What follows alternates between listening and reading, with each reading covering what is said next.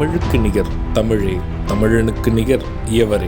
2 அடியில் நம்மால் எதுவும் செய்ய இயலாது என்று எண்ணும் மனிதனிடத்தில் 2 அடி குரலில் எதையும் நம்மால் செய்ய முடியும் என நம்பிக்கையை ஊக்குவித்தது திருக்குறள். வணக்கம் ஐயா. வணக்கம். இன்னைக்கான குறள் என்னங்க ஐயா? இன்னைக்கான குறள் அதிகாரம் 116 பிரிவாற்றாமை.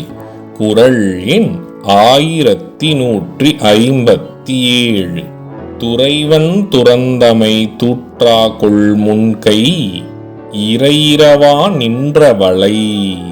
இந்த குறளுக்கான பொருள் என்னங்கய்யா? இதற்கான பொருள், என் தலைவன் என்னை விட்டு பிரிந்து விட்ட இந்த செய்தியினை என்கை சேர்ந்து கழன்று விழும் இந்த வளையல்கள் ஊரறிய பறைச்சாற்றாது விட்டு விடுமா? இதுக்கு ஒரு சின்ன உதாரணம் சொல்றீங்களா? இதற்கான உதாரணம், என் காதலன் என்னை விட்டு பிரிந்த சோகத்தில் நான் உடல் மெலிந்து என் கைகளில் உள்ள வளையல் கழன்று கீழே விழுந்து விடும் அளவுக்கு என் வேதனை இருக்க, இச்செய்தியை நான் சொல்லாமலேயே ஊர் அறிந்துவிடும்.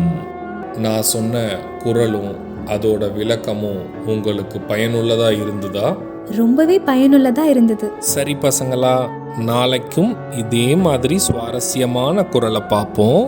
நாளைக்கும் இதே மாதிரி இன்னொரு குறள் பத்தி தெரிஞ்சுக்க ஆர்வமாவும் இருக்கும்.